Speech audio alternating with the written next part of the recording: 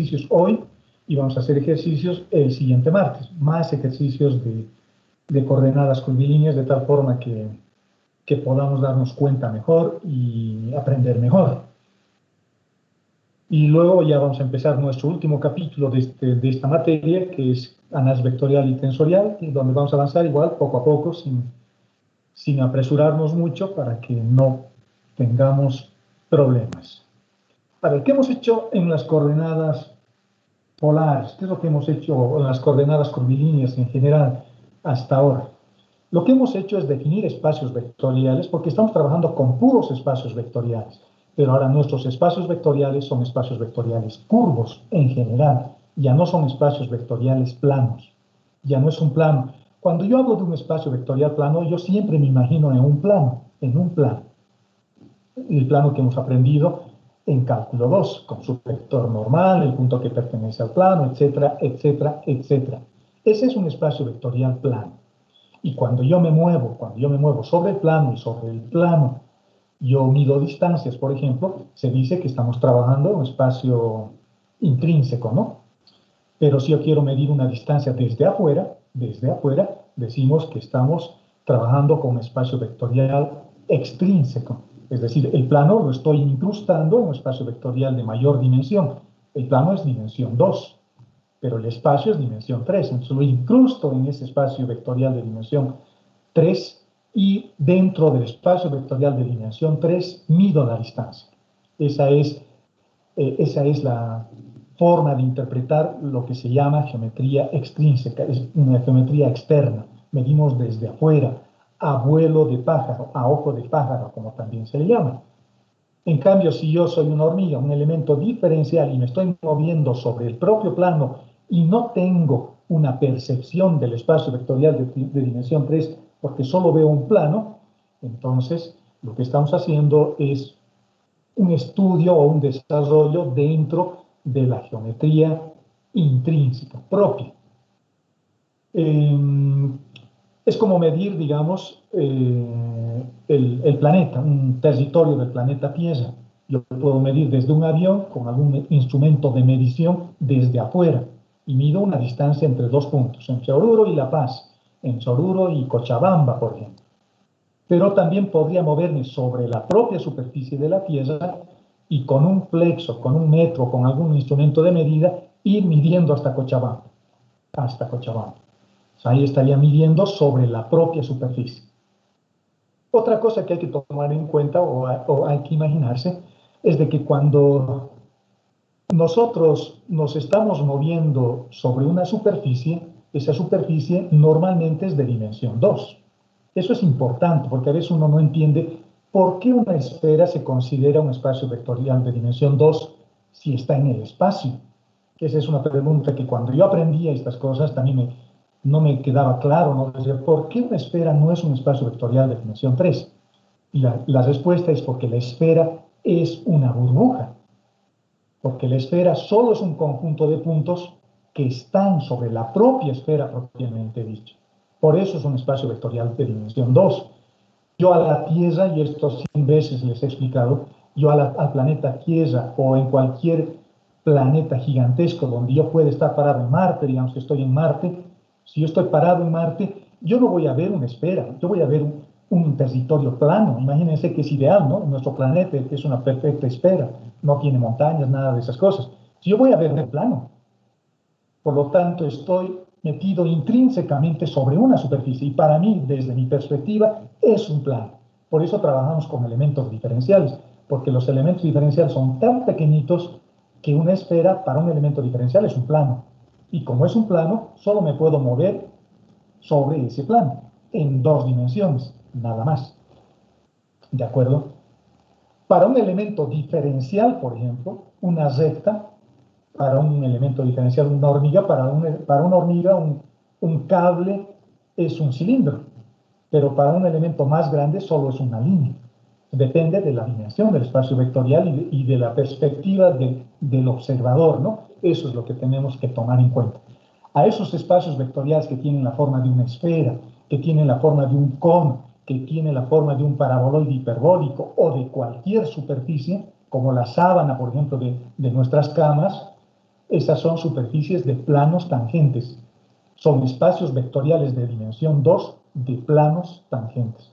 Porque en cada punto de la esfera yo puedo apoyar un plano tangente. Por eso se llama espacios vectoriales de dimensión 2 de planos tangentes.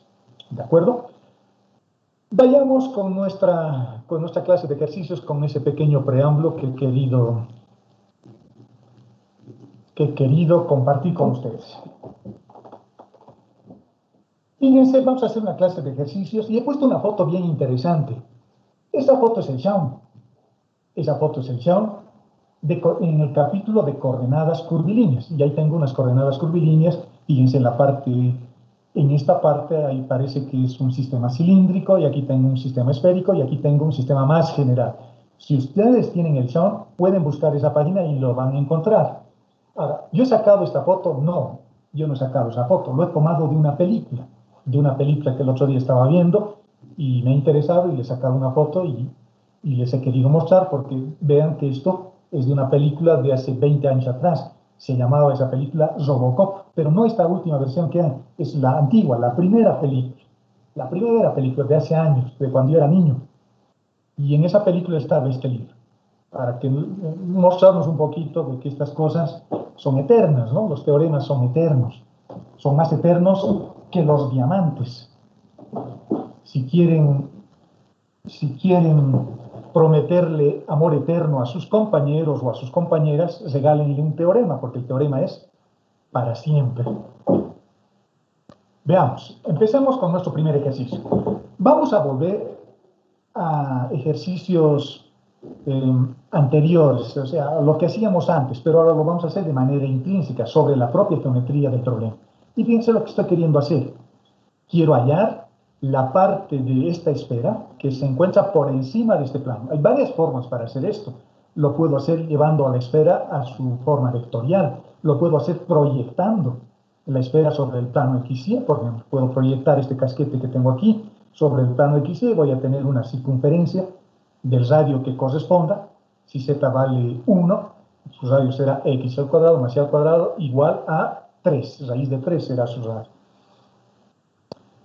Pero ahora lo que voy a hacer es medirlo directamente sobre la esfera. Y para eso voy a utilizar coordenadas curvilíneas.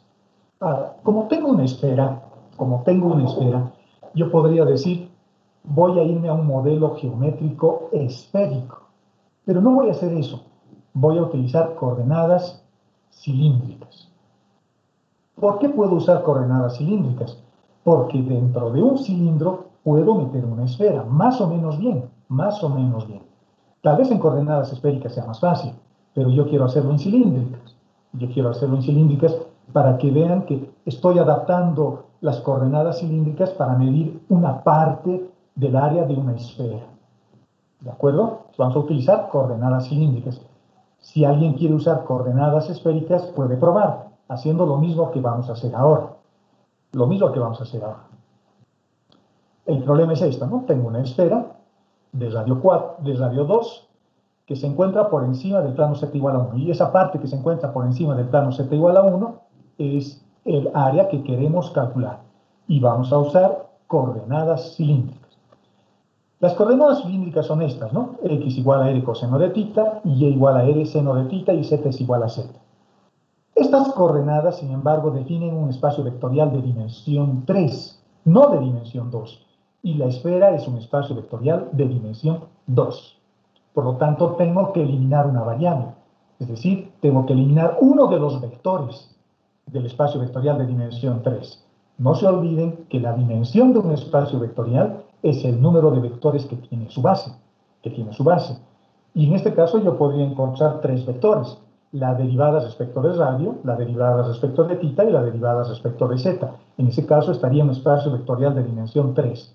Pero tengo que eliminar una variable para no tener una derivada, para encontrar los vectores naturales, los vectores de la base contravariante.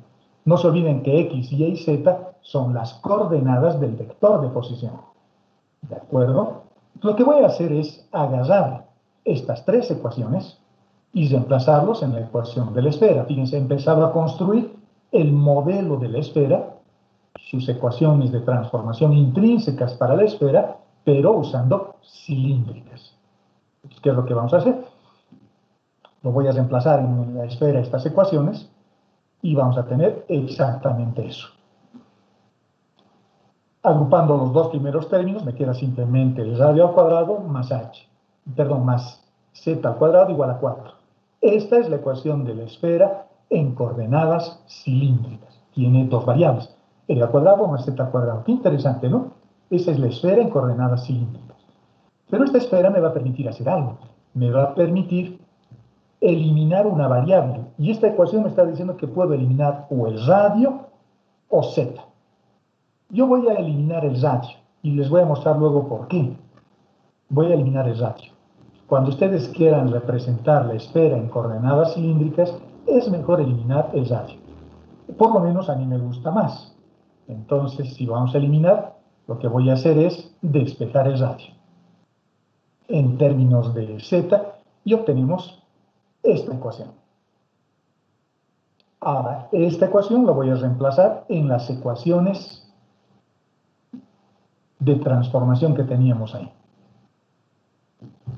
Teníamos radio coseno de tita, radio seno de tita y z igual a z.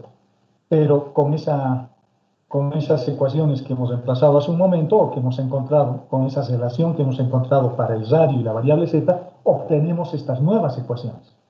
Y fíjense que es un vector de posición también en el espacio, tiene x, tiene y, tiene z. Pero x, y z ya dependen solo de dos variables. Es decir, que la esfera lo estoy tomando como un subespacio vectorial del espacio vectorial tridimensional.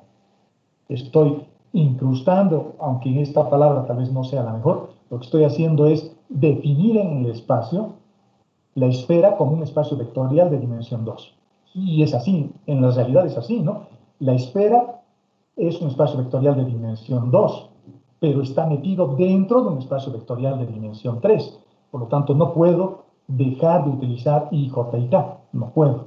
Pero estas son ya las ecuaciones intrínsecas, porque ahora ya me estoy empezando a mover sobre la propia esfera, porque la esfera es un espacio vectorial, reitero, de dimensión 2. Y como solo tengo dos variables, mis variables sobre las que voy a trabajar van a ser tita y z. Ahora, sigamos. Vamos a proceder a encontrar los vectores de la base natural. Eso era fácil, ¿no? ¿Cómo encontrábamos los vectores de la base natural? La base contravariante. Lo único que hacíamos es derivar el vector de posición. Mi vector de posición es x, y y z. Ese es el vector de posición. Y lo voy a derivar respecto de las únicas dos variables, porque ahora tengo el vector de posición que depende de tita y depende de z. Solo hay dos variables. Es una función vectorial de variable vectorial. Su conjunto de partida, el espacio de entrada, es el espacio tita z. Esas son las variables que estoy manejando. Y el espacio de salida es un vector en el espacio tridimensional. Tengo vectores de dimensión 2 a la entrada y vectores de dimensión 3 a la salida. Vectores de dimensión 3 a la salida. ¿Por qué vectores de dimensión 3 a la salida? Porque la esfera es un ente, es una forma geométrica que vive en un espacio vectorial de dimensión 3. Es lo mismo que sacudir una sábana cuando tendemos nuestra cama. El dominio de definición es el colchón, que yo le estoy llamando tita z. Pero la sábana, cuando lo sacudo, se forma una figura curva en el espacio cuando estoy sacudiendo mi cama, pero esa sábana está en el espacio, está dentro de mi habitación, dentro de mi dormitorio, y mi dormitorio está definido con los vectores I, J y K. Pero en la superficie propiamente dicha solo tiene dos variables, que son tita y z. Otro punto importante que hay que tomar en cuenta acá. Estamos usando las coordenadas cilíndricas. Y como estoy usando las coordenadas cilíndricas, las variables tienen un orden, igual que en cualquier espacio vectorial. Si estuviésemos trabajando en el espacio x, y, z, mis variables son x, y, z en ese orden. X es la primera variable, y es la segunda variable, y z es la tercera variable. Acá no hay igualdad de género, no hay nada de esas cosas. En la matemática lo que es nomás. Lo que es nomás. Y en las coordenadas cilíndricas la primera variable es el radio, la segunda variable es el ángulo y la tercera variable es z, en ese orden, para trabajar con un sistema de giro derecho. Por lo tanto, Si voy a encontrar mis vectores E sub 1 y E sub 2, la primera variable yo lo voy a asociar a θ y a la segunda variable lo voy a asociar a z, porque estoy manteniendo el orden de las coordenadas cilíndricas. Por lo tanto, el primer vector que voy a encontrar es E sub 1, que está asociado a θ. Y el primer vector lo único que hace es derivar el vector de posición respecto de la primera variable que es θ.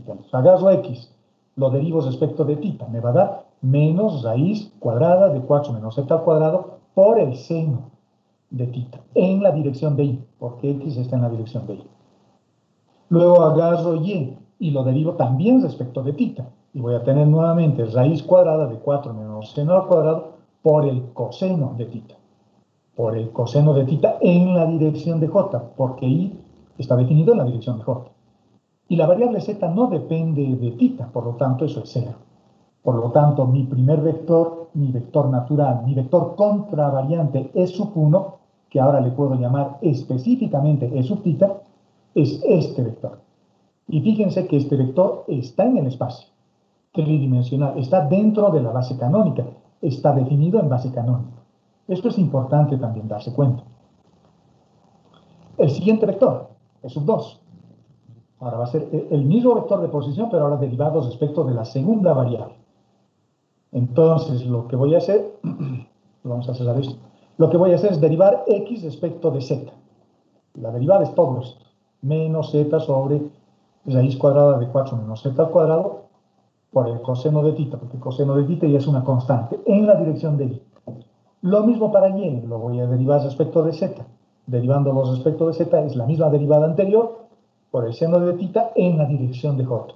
Pero ahora la tercera variable, que es z, sí lo puedo derivar respecto de z. Su derivada vale 1, pero eso es en la dirección de k.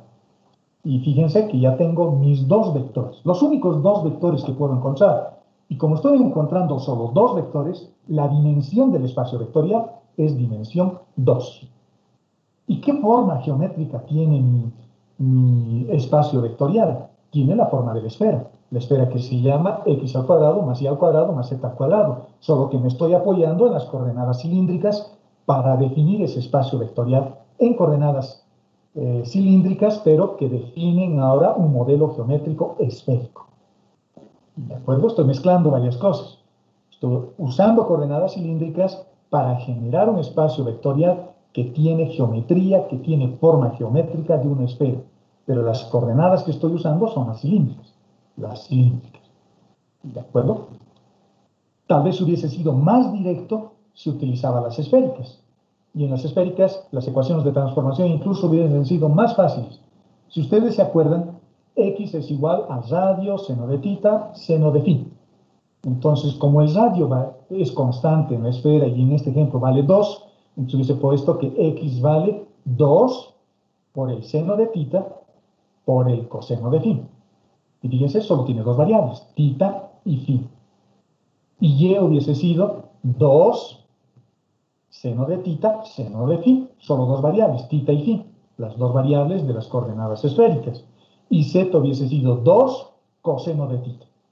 Ya tengo coordenadas esféricas generando un modelo geométrico esférico, o sea, todo dentro de las coordenadas esféricas. En este ejemplo yo estoy mezclando un poquito. Estoy generando un modelo geométrico usando una geometría cilíndrica, es decir, estoy usando las coordenadas de transformación, las ecuaciones de las coordenadas cilíndricas, y con esas coordenadas estoy generando una esfera, igual que en las coordenadas cartesianas rectangulares, ¿no? En las coordenadas cartesianas rectangulares yo uso un modelo geométrico rectangular para generar una esfera. Su ecuación es x al cuadrado más y al cuadrado más z al cuadrado. Esa es su ecuación. Pero es una esfera usando un modelo cartesiano rectangular. Y ahora estoy generando una esfera utilizando un modelo cilíndrico.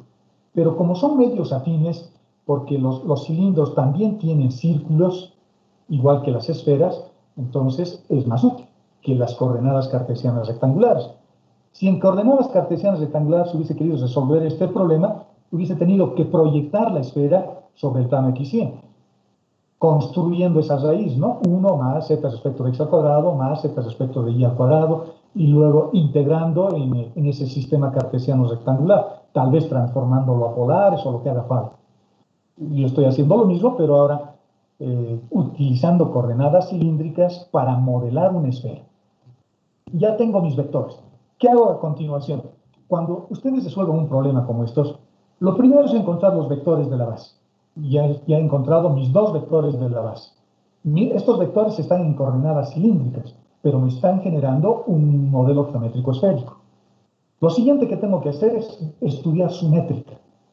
Estudiar su métrica. Y para estudiar su métrica necesito generar los vectores. Los vectores. Vamos a ver, utilizaremos un láser. Bueno, ya tenemos mis vectores. Sigamos. Continuemos.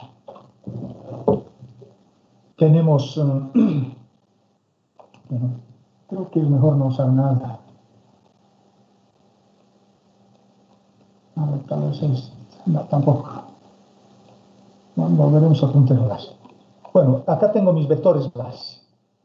Los primeros coeficientes métricos jóvenes, no se olviden que se encuentran simplemente haciendo productos escalares. Tengo que hacer el producto escalar de E sub tita con E sub tita, E sub tita con E sub zeta, E sub zeta con E sub tita y E sub zeta con E sub zeta. Voy a encontrar 4 coeficientes métricos porque la matriz que voy a generar es una matriz de 2 por 2. Las matrices de 2 por 2 están asociados al rango 2, es decir, a la dimensión 2, igual que en el álgebra lineal. Cuando querían ordenar un determinante o encontrar el rango de una matriz, ¿qué hacían? Agarraban un determinante por el método de Orlar, agarraban un determinante y empezaban a encontrar el primer determinante de una sola componente, luego ampliaban, aumentaban una fila y aumentaban una columna. Si el determinante es diferente de 0, ya es rango 2. Luego aumentaban una fila y aumentaban una columna. Si el determinante es diferente de 0, ya es rango 3. Es decir, ya estoy trabajando en un espacio vectorial de dimensión 2. Como yo estoy trabajando en un espacio vectorial de dimensión 2, porque es una esfera, mi matriz tiene que ser de 2 por 2. Y su determinante, por supuesto, tiene que ser diferente de 0. Eso es lo que vamos a hacer. A ver, no es eso. Estoy encontrando los vectores. E sub tita por E sub tita. Voy a tener 4 menos z al cuadrado. Luego encontramos E sub z escalarmente con E sub z. Y voy a tener z al cuadrado, 4 menos z al cuadrado más 1, porque este tiene 1, ¿no? K. Por lo tanto, ya tengo la segunda, la posición 22 de la matriz.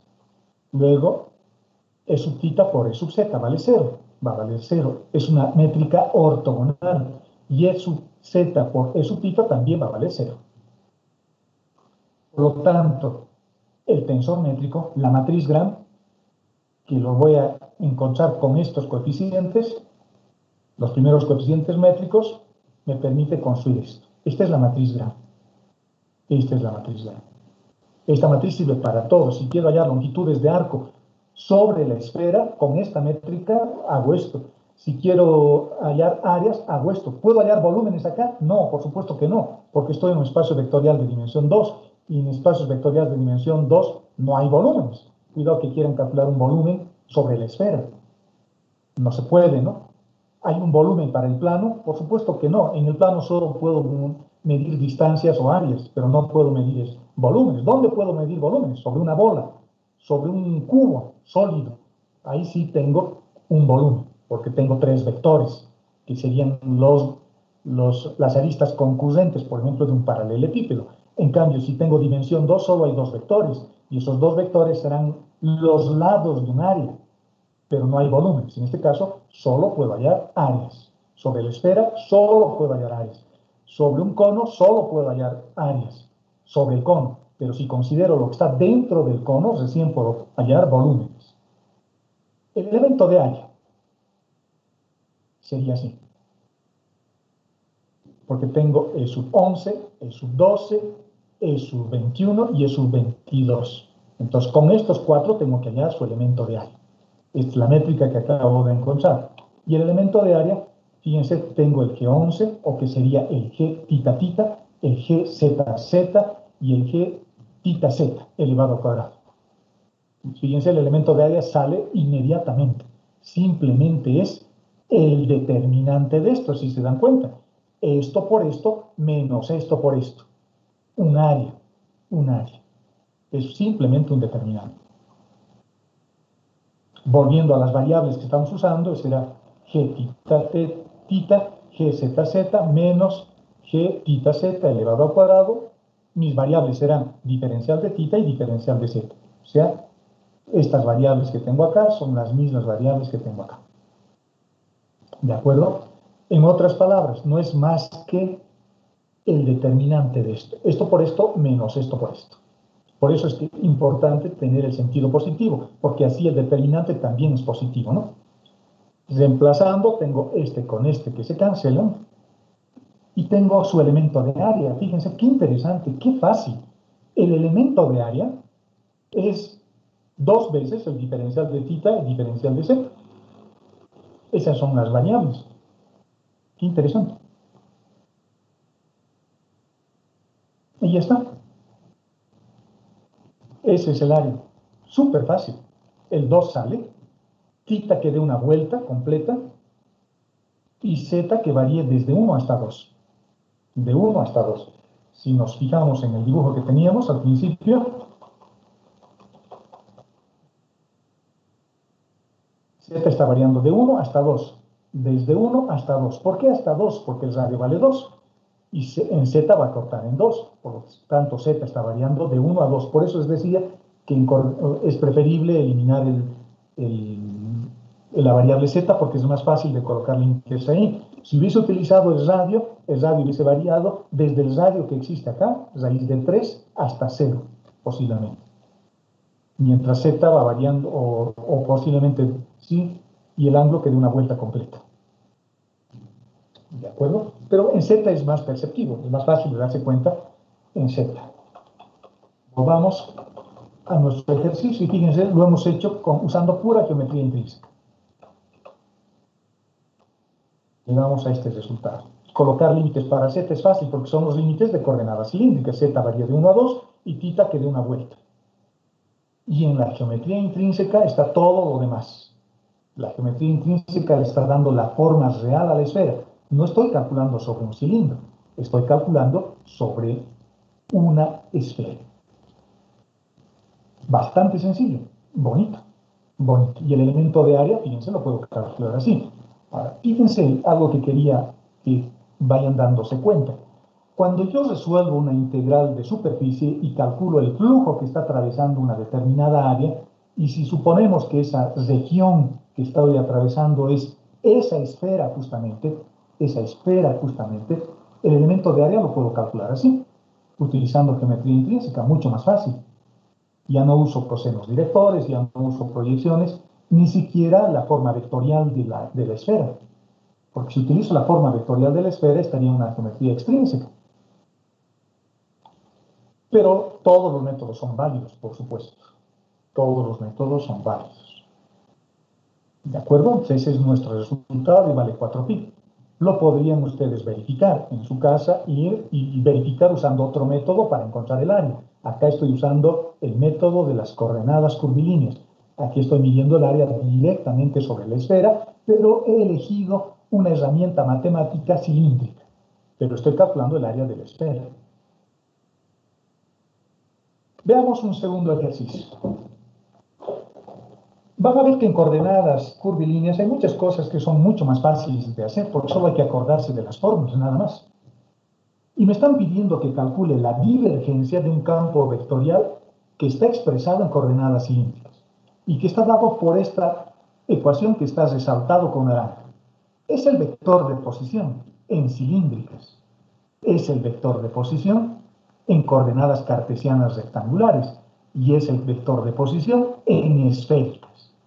Es el mismo vector de posición, pero representados con una métrica diferente. Estoy usando otras bases. Y al tener otras bases, sus componentes cambian. Las componentes cambian. A ver, pregunta a la clase. ¿Cuánto vale la divergencia del vector de posición? ¿Qué dicen, muchachos? ¿Cuánto vale la divergencia del vector de posición? 3. 3, muy bien, vale 3. 3 deberíamos calcular independientemente de qué base estemos usando, de qué modelo geométrico estemos usando. Yo quiero hallar la divergencia del vector de posición utilizando una métrica cilíndrica. También lo podría, en coordenadas cartesianas es más facilito, ¿no? X respecto de X, 1 más, Y respecto de Y, 1 más, Z respecto de Z, 1. 1 más 1 más 1 es 3, y está resuelto, mirando. Por eso es que esta base es tan simple, tan elegante y tan útil. Pero a veces es un poquito complicado cuando quiero calcular cosas que no tengan que ver con planos o con rectángulos, ¿no? Cuando tengo modelos geométricos un poco diferentes, ahí se puede complicar el problema. Por eso se construyen estos modelos matemáticos que describen mejor a la geometría del problema. Vamos a hacerlo en coordenadas cilíndricas, en lo que está pintado con naranja. Lo primero que tengo que acordarme es cuál es la fórmula para la divergencia. Ya no las hemos deducido, en realidad. Hemos colocado solo las formulitas, entonces es bueno tener a la mano esas fórmulas. Y esas fórmulas las voy a anotar, pero antes voy a identificar las componentes del vector de posición en cilíndricas. Fíjense que en cilíndricas no hay componente en la dirección del vector E sub 2. Ese vector solo tiene componentes en la dirección de sub 1 y en la dirección de sub 3. Y sus componentes son el f super 1 es R y el f super 3 es Z. En coordenadas cartesianas rectangulares hay componentes en las tres direcciones.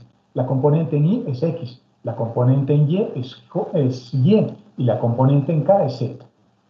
Y en esféricas solo tenemos componente en la dirección del vector E sub 1. Por lo tanto, el vector de posición se dice que tiene una simetría radial. Solo depende del radio en esféricas. En esféricas tal vez hasta sea más fácil calcular la divergencia. Pero por supuesto hay que acordarse de la fórmula. Y la fórmula es la que está transcribiéndose ahí. Así se calcula el gradiente.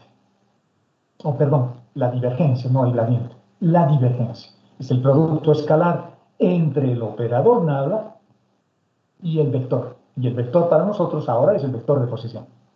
Y la formulita es esta. 1 sobre la raíz de G. No se olviden que la raíz de G es la raíz cuadrada del determinante del tensor métrico, del determinante. O lo que es lo mismo, el jacobiano de transformación. U son las variables. Las variables en coordenadas cilíndricas son el radio, θ y z. Solo que aquí no hay θ. En el vector de posición en coordenadas cilíndricas solo tiene las variables radio y z. En esféricas solo tiene la variable radio. Y en coordenadas cartesianas rectangulares están las tres variables. Son las componentes. O sea, hay que acordarse esta formulita. También hemos aprendido que el índice repetido, utilizando la convención del índice repetido introducido por Albert Einstein, significa sumatoria. Por lo tanto, tengo que hacer sumatoria para el índice I. Y como estoy trabajando con un vector de posición en el espacio, la sumatoria lo tengo que hacer desde 1 hasta 3. Así. Que I valga 1. Que I valga 2. Que I valga 3. Ya está, mi sumatoria ya está. Si voy identificando acá mis términos, aquí tengo 1 sobre el jacobiano, 1 sobre el jacobiano, 1 sobre el jacobiano. Aquí voy a derivar respecto de la primera variable, que es el radio. Acá voy a derivar respecto de la segunda variable, que es θ. Y acá voy a derivar respecto de la tercera variable, que es z. Esas son las variables de las coordenadas cilíndricas. En esféricas, tendría que poner 1 sobre el jacobiano de transformación, que es el radio al cuadrado por el seno de θ. Acá tendría que poner eso. Acá también y acá también.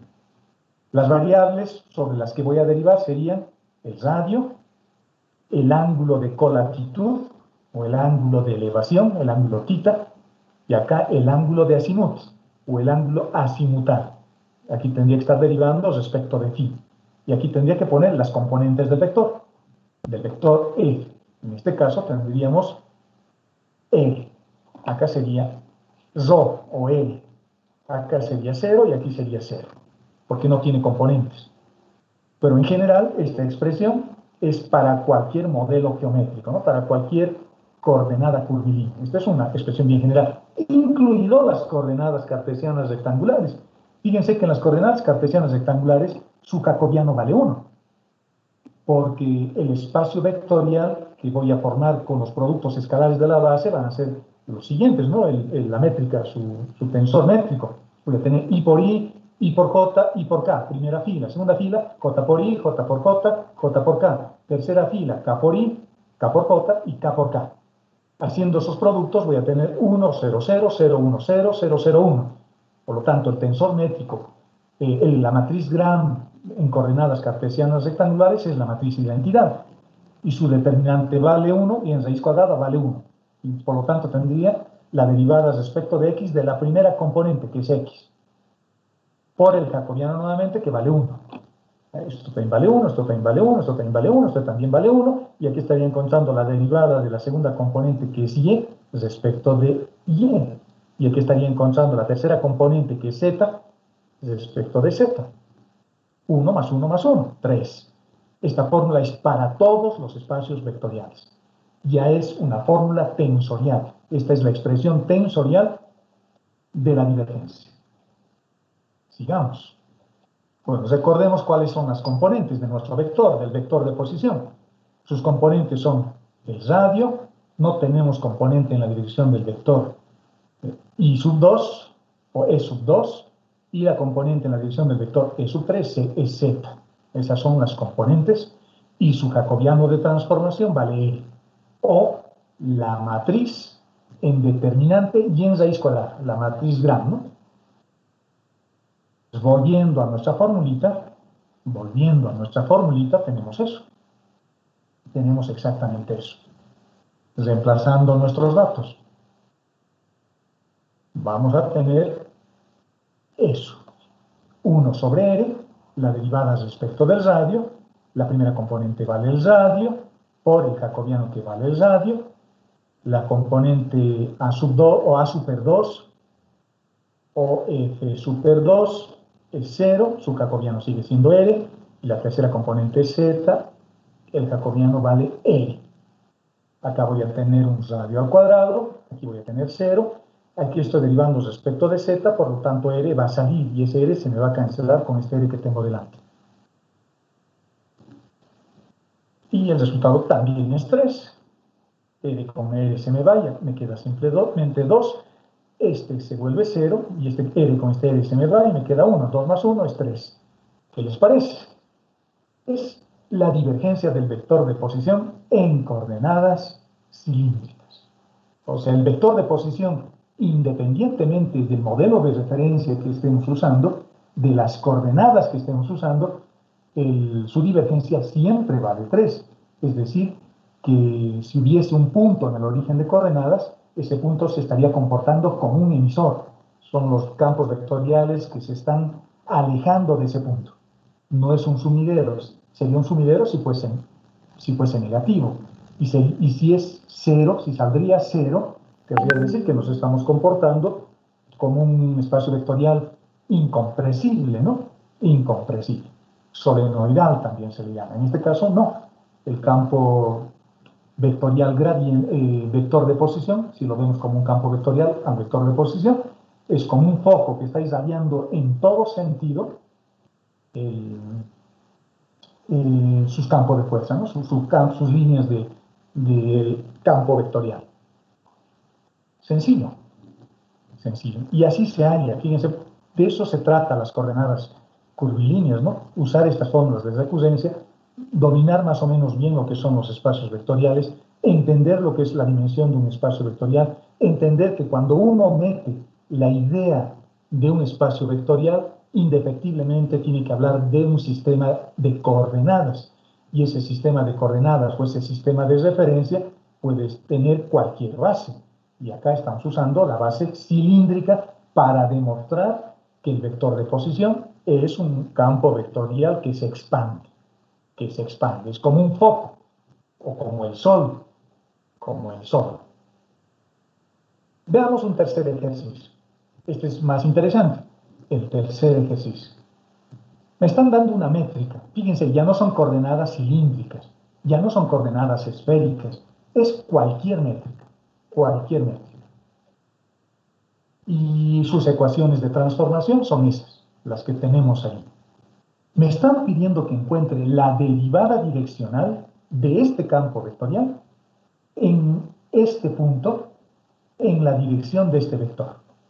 Y además me están pidiendo que haya el máximo valor de la derivada direccional en este punto, de coordenadas 1, 1, 1. Pero ya no son coordenadas cartesianas rectangulares, ahora es otra métrica. Y en general, fíjense, si yo pudiese graficar estas superficies, y si hago que X, o trataría de despejar U, B y W de estas ecuaciones. De las dos primeras puedo despejar X y Y. Y seguramente me van a dar ecuaciones de planos.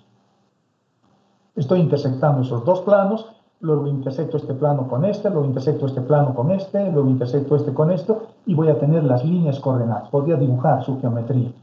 Y voy a tener un punto P donde quiero generar mi base local. En este punto P, cuyas coordenadas son 1, 1, 1, voy a generar un sistema de referencia. Y en ese puntito, en el punto P, lo que quiero hacer es encontrar la derivada direccional de este vector, según la dirección de este vector. Bueno, en realidad esto es un escalar, no es un vector, perdón. Esto es un escalar y este es el vector que le está dando la dirección.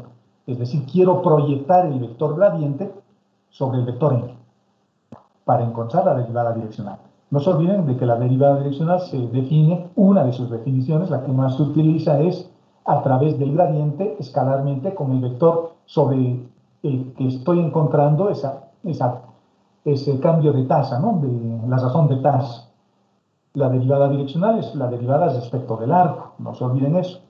Y como toda derivada es una pendiente, por lo tanto quiero encontrar la pendiente en esta dirección. En esta dirección. Por lo tanto, si vamos a usar esa definición, lo primero que tengo que acordarme es cómo se calcula el gradiente. Y luego tengo que volverlo unitario a este vector, para que luego haga su producto vectorial. Perdón, escalar entre este vector que tiene que ser unitario con el gradiente que voy a encontrar con este vector, con esta escalar, con esta función escalar. Veamos. Empecemos entonces. Lo primero que tenemos que hacer es hallar los vectores unitarios.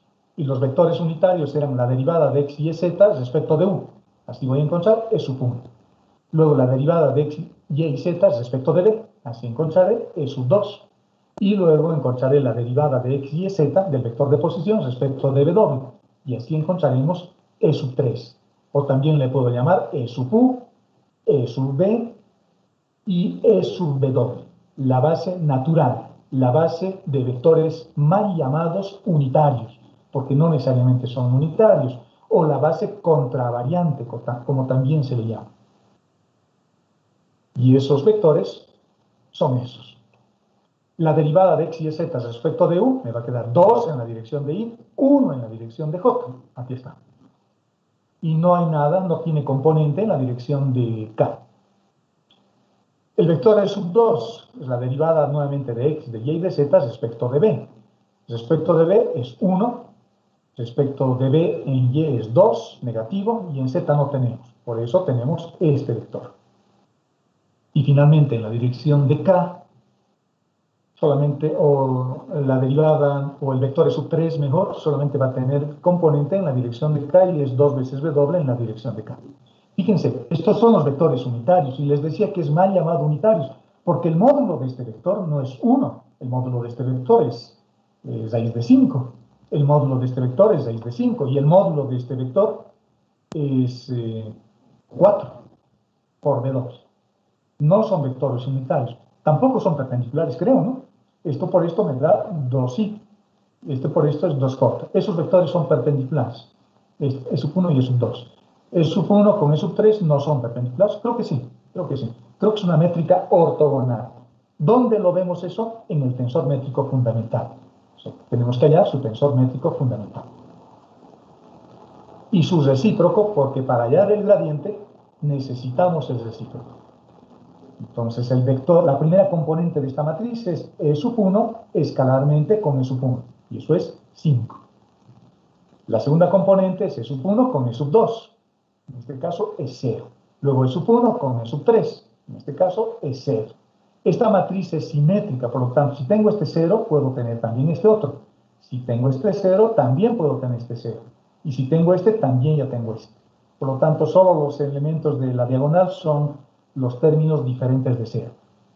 El producto escalar de E sub 2 con E sub 2 me permite encontrar la posición G22 y E5 también. Y E sub 3 con E sub 3 me va a permitir encontrar la posición 33 de esta matriz, y en este caso vale 4W al cuadrado. Y reitero, para encontrar el gradiente, necesitamos el tensor métrico recíproco, los segundos coeficientes métricos, en otras palabras. Por lo tanto, tenemos que invertir esta matriz. Pero como la matriz es una matriz elemental, su inversa no es más que los inversos o los recíprocos de la diagonal. El gradiente. Y para hallar el gradiente, nuevamente me tengo que acordar de su fórmula. Esa es la fórmula para encontrar el gradiente. El gradiente se encuentra tomando las derivadas parciales de la función escalar. Pero en métricas riemannianas no es solo derivar, sino que hay que utilizar esta fórmula. Hay índices repetidos en la formulita, hay I y hay J. Por lo tanto, tengo que hacer sumatoria para ambos. Ya hicimos en el documento de la teoría que hemos avanzado, ¿no? Por ejemplo, que I valga 1, hago sumatoria para J. Luego digo que I valga 2 y nuevamente hacemos sumatoria para J. Luego digo que I valga 3 y nuevamente hacemos sumatoria para J. O hacerlo paso por paso. Voy a hacer sumatoria primero para I. Entonces voy a tener toda esta derivada, E sub 1, por esto con I1, más lo mismo con I2, más lo mismo con I3. Y voy a tener 3 términos. Y en esos 3 términos va a volver a aparecer índice repetido para J. Entonces, nuevamente, en cada uno de esos términos hago sumatoria para J. Haciendo eso, tenemos lo siguiente. Y ya reordenando además, agrupando todos los que tienen E sub 1, todos los que tienen E sub 2 y todos los que tienen E sub 3. Estamos haciendo sumatoria. Y agrupándolos, acá les estoy colocando directamente el resultado. No estoy haciendo la sumatoria uno por uno, ¿no? El desarrollo de los índices. Aquí ya he hecho el desarrollo de los índices y además ya hemos agrupado o reagrupado. Esto está en nuestro cuaderno, en nuestros apuntes de clases, así que no tenía sentido de que volvamos a hacer. Lo único que he hecho es copiar el resultado que hemos obtenido esa vez. Fíjense que el gradiente es más complicado de lo que nos han contado, porque no es solo tomar las derivadas parciales respecto de sus variables. En coordenadas cartesianas rectangulares, ¿cómo hacíamos? Agarraba toda la función y derivaba respecto de x, y lo ponía aquí, en la dirección de y. Luego agarrábamos toda la función, lo derivábamos respecto de y en la dirección de j. Y agarrábamos toda la función respecto de z en la dirección de k. Fíjense que en esta expresión general, en esta métrica riemanniana, en la primera componente están las 3 derivadas. En la segunda componente están las 3 derivadas, no solo una. Y en la tercera componente también están las 3 derivadas. Esta es una expresión bien general. No hay cosa más general que esto. Pero puede ocurrir que las métricas sean ortogonales, como en este ejercicio. En este ejercicio, si nos fijamos, esta métrica es ortogonal. Esta métrica es ortogonal, porque solo tengo elementos en la diagonal principal. Por lo tanto, es muy probable que toda esta expresión se reduzca. Así.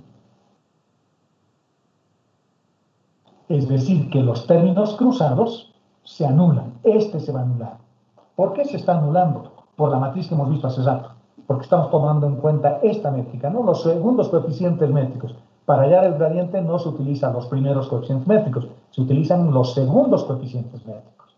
Entonces, en este métrico, fíjense, en esta métrica, perdón, el G super 12, el G super 13, el G super 21 o el G volado 23 o el G volado 32 o el G volado, este sería ¿cuál?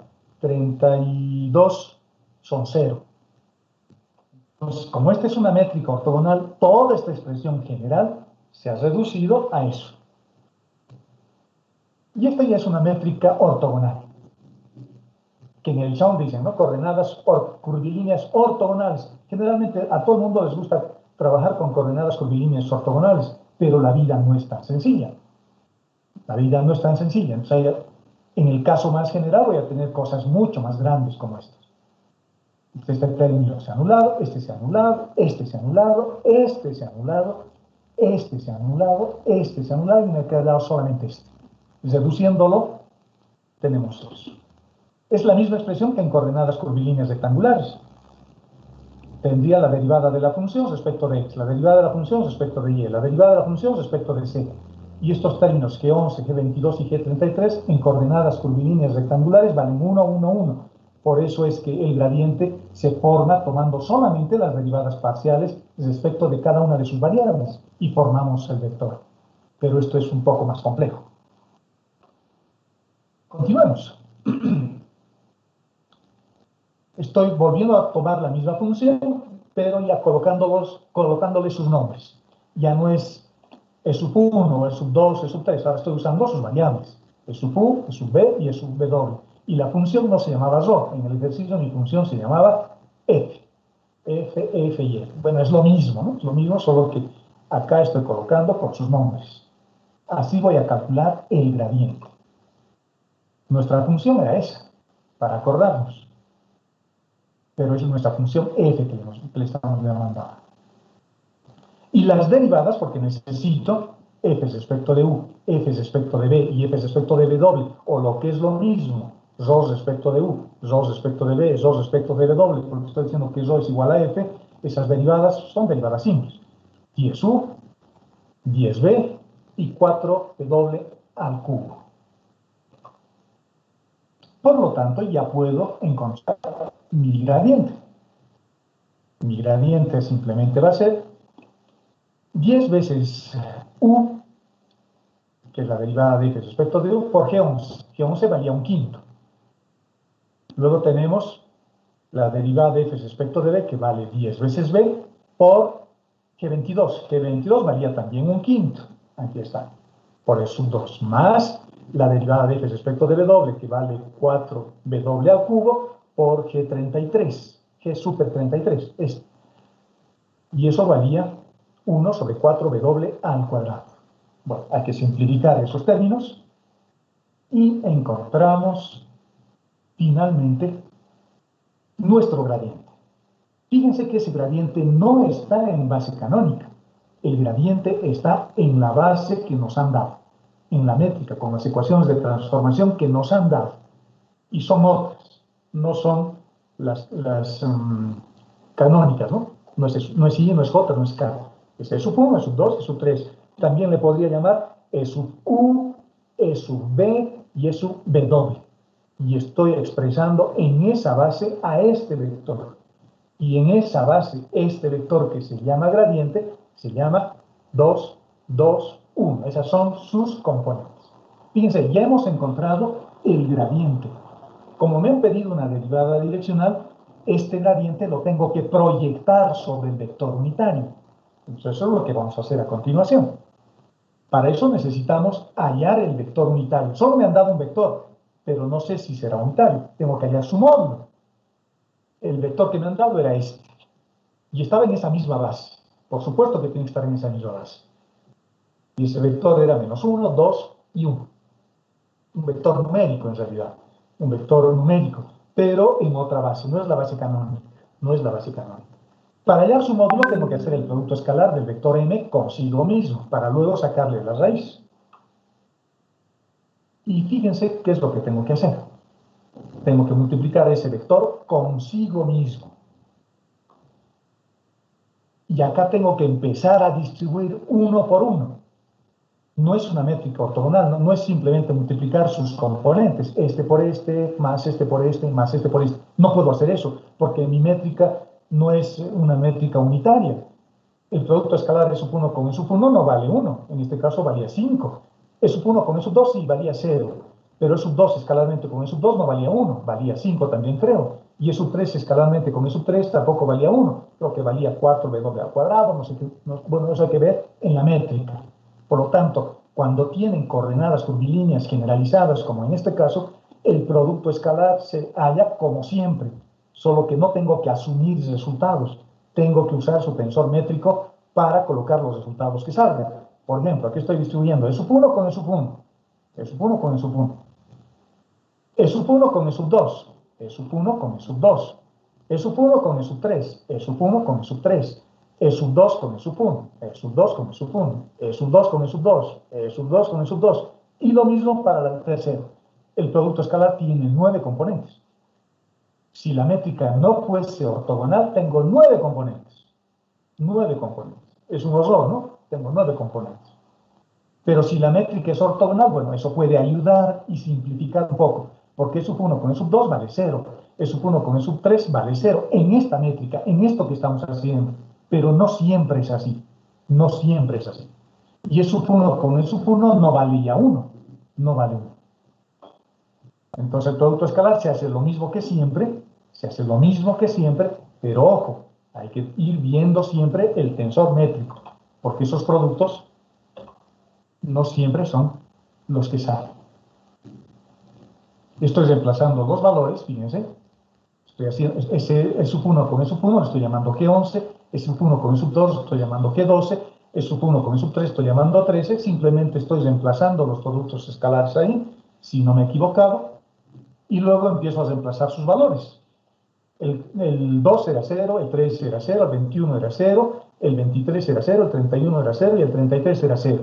Pero E sub 1 con E sub 1 sale lo que tiene que salir, creo que sale 5, dice, 20, tal vez me haya equivocado, ustedes lo van a verificar viendo el tensor métrico, pero solamente tengo que reemplazar este valor, que era 5, en nuestra métrica era 5. El G12 vale 0, el G22 valía 5 también, 5 por 4 es 20, está bien. Y el 33 era 2 por W, creo. No, era 4 por W al cuadrado, sí, está bien, es eso. Sumando me queda eso. Por lo tanto, el módulo del vector es esto. El módulo del vector no es 1, no es 1, entonces tengo que volver unitario a mi vector. El vector que teníamos al principio dividido entre su módulo, lo mismo que siempre. Ese vector ya es unitario. Lo que tengo que hacer ahora es el producto escalar, porque ahora tengo que encontrar una derivada direccional, tengo que hacer el producto escalar del operador nabla, o perdón, del gradiente con este vector unitario. El gradiente que hemos calculado era este, y lo tengo que multiplicar escalarmente con este vector. Lo mismo, el primero con el primero con el segundo, el primero con el tercero, el segundo con el primero. Aunque en este caso, como es una métrica ortogonal, simplemente será E sub 1 con E sub 1, E sub 2 con E sub 2 y E sub 3 con E sub 3, porque la métrica es ortogonal. Pero E sub 1 con E sub 1 ya no vale 1, vale 5. E sub 2 con E sub 2 tampoco valía 1, creo que también valía 5. Y E sub 3 con E sub 3 tampoco valía 1, valía 4W al cuadrado. Tomando en cuenta todo eso y reemplazando 1, 1, 1, finalmente encuentro esa tasa de cambio. Y esa tasa de cambio es 14 sobre raíz de 29. Ya está, ya he encontrado la derivada direccional. La segunda parte del problema me decía que encuentre el máximo valor de la derivada direccional. A ver, ¿quién me dice cómo se encuentra eso? ¿Cómo se encuentra eso? ¿Cómo encuentro el máximo valor? Aquí yo estoy encontrando una tasa de cambio en la dirección del vector m. Y estoy encontrando una tasa de cambio. Por eso es que tiene que ser unitario, porque el análisis que estoy haciendo es geométrico. Yo quiero saber cómo es el gradiente o ese campo vectorial o esa función que me han dado, f que valía no sé qué cosa, esa función escalar, puedo pensar de que es una superficie. Y yo me estoy moviendo en la dirección del vector m, y la pendiente de esa superficie cambia en la dirección de este vector a esta tasa, a esta razón de cambio, cuando me muevo en esa dirección. Pero ¿en qué dirección me tengo que mover para que la tasa de cambio sea máxima? Esa es la pregunta que les estoy haciendo. A ver, ¿quién me responde? En la dirección del gradiente. Exacto, en la propia dirección del gradiente. Por lo tanto, la máxima tasa de cambio o el valor máximo de la derivada direccional no va a ser más que el módulo del gradiente. Entonces lo que tengo que hacer es hallar el módulo de este gradiente, haciendo lo mismo que hemos hecho. Tengo que multiplicar este vector consigo mismo y luego sacarle la raíz cuadrada. Y a esa tasa estaría cambiando y evaluándolo en el punto 1, 1 que nos han pedido, ¿no? 1, 1, 1. Y luego, seguramente, el resultado que van a encontrar es más grande que esto, porque esa es la máxima tasa de cambio para esa función, para ese vector gradiente. Y eso lo pueden completar ustedes. Bueno, y eso es todo lo que he preparado para esta clase. No quise hacer más. Nuestra clase va a ser más cortita hoy, porque la siguiente clase, el día martes que nos toca, vamos a seguir haciendo más ejercicios. Vamos a hacer más cosas. Vamos a hallar rotacionales, vamos a hallar flujos nuevamente, utilizando coordenadas curvilíneas. Así que vamos a seguir haciendo más ejercicios. En el CHAM, cuya foto están viendo ahí, en el CHAM, van a encontrar muchos ejercicios de coordenadas curvilíneas. Y, por supuesto, siempre vean lo que hay en el CHAM con lo que nosotros hemos hecho en clases. Y siempre es bueno que analicen lo que estamos haciendo nosotros y lo comparen con lo que hay en el CHAM. En el CHAM utilizan otra nomenclatura. Yo utilizo otra nomenclatura. Yo utilizo la nomenclatura de los físicos, no de los matemáticos. Entonces, en los físicos se hace de otra forma, aunque se hace lo mismo. Significa lo mismo, solo que el enfoque que se le da es un poquito diferente, nada más. Ellos en el CHAM utilizan términos como factores de escala. Por ejemplo, todo el mundo creo que ha estudiado el CHAM. Si ustedes ven todos los tutoriales que pueden encontrar en el Internet, van a ver cosas más o menos parecidas al CHAM. Pero no van a encontrar muchos tutoriales sobre cómo lo hacen todo esto los físicos. Entonces, yo les estoy dando lo que hacen los físicos. ¿De acuerdo? Por eso nuestras fórmulas son un poquito diferentes. Por eso le llamo de otra forma. A esa raíz de G, que le hemos llamado jacobiano de transformación, que no es más que la raíz cuadrada del determinante del tensor métrico, en el CHAM le llaman H1, H2, H3, así le llaman. H1, H2 y H3 son los factores de escala, porque en el CHAM están considerando que la métrica es ortogonal, por lo tanto solo tengo que hacer el producto de esos términos en raíz cuadrada. Se colocan directamente el producto de la traza de la matriz, ¿no? Pero cada uno sacándole la raíz. A eso le llaman H1, H2 y H3. El factor de escala. O el módulo de los vectores, que también es lo mismo. El módulo de los vectores unitarios. Entonces, fíjense y pónganle un poquito más de cuidado cuando vean la definición de rotacional. Porque la definición del rotacional, lo que dice el CHAM y lo que hemos hecho nosotros es lo mismo. Solo que nosotros lo hemos hecho utilizando otro tipo de nombres a las variables, a los términos, y estamos haciendo un poquito la definición diferente desde ese punto de vista. En el CHAM no hay problemas de flujos utilizando coordenadas curvilíneas, así que lo que vamos a hacer nosotros va a ser un poquito mejor, un poquito mejor. ¿De acuerdo? Bueno, volviendo a nuestra clase, bueno, lo vamos a cerrar esto. Y volviendo a nuestra aula, antes de que me vaya a almorzar en plena lluvia, porque está lloviendo fuerte por acá, dudas, consultas. No hay dudas ni consultas. Bueno, hasta aquí es su segundo parcial. Hasta acá. Fíjense, entran los teoremas, Green, Stokes, Gauss, más el capítulo de coordenadas curvilíneas. El capítulo de coordenadas curvilíneas es relativamente corto, pero se pueden hacer muchas cosas, porque ahora vamos a mezclar teoremas con coordenadas curvilíneas, y eso vamos a hacer la siguiente clase. ¿De acuerdo? Entonces, si no hay ninguna duda y todo está perfectamente claro, yo me voy a almorzar. ¿No hay dudas, muchachos?